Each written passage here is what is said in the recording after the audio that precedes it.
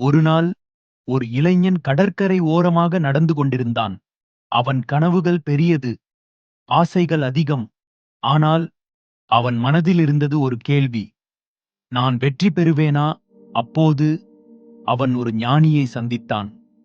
அவன் தனது கனவுகளையும் சந்தேகங்களையும் அவரிடம் பகிர்ந்தான். ஞானி சிரித்தபடி சொன்னார்: இந்த கடற்கரையில் ஒரு அதிசயமான சிப்பி இருக்கிறது. அதில் உன் பெயர் எழுதப்பட்டிருக்கும். அதை இன்று நீ கண்டுபிடித்தால் நீ நினைக்கும் அனைத்தையும் சாதிக்க முடியும். அவன் தேட ஆரம்பித்தான். முதல் சில நிமிடங்கள் அவன் உற்சாகமாக தேடினான். ஆனால் சில நேரத்தில் அவன் மனதில் சந்தேகம் வந்தது. உண்மையிலேயே அது இருக்கிறதா? சந்தேகம் அதிகரித்தது. அவன் சோர்வடைந்தான். தேடுவதை நிறுத்திவிட்டான். அப்போது அந்த ஞானி மீண்டும் வந்தார். அவர் தனது கையை திறந்தார். அதற்குள் ஒரு சிப்பி. அதில் அவனுடைய பெயர் எழுதப்பட்டிருந்தது. அவன் மகிழ்ச்சியுடன் சொன்னான்: அதை எனக்கு கொடுங்கள். ஆனால் ஞானி சொன்னார்: இல்லை, நீயே தேடி கண்டுபிடிக்க வேண்டும்.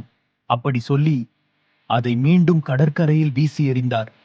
இப்போது அவன் மாறிவிட்டான்.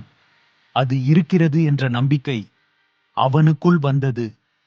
வெயில் இருந்தாலும் சோர்வு இருந்தாலும் அவன் நின்றுவிடவில்லை. 1 மணி நேரம், 2 மணி நேரம், 3 மணி நேரம். இறுதியாக அவன் அந்த சிப்பியை கண்டுபிடித்தான்.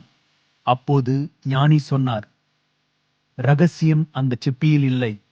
நம்பிக்கையுடன் தேடிய உன் மனதில்தான் இருக்கிறது. சந்தேகம் உன்னை நிறுத்தும், நம்பிக்கை உன்னை முன்னேற்றும்.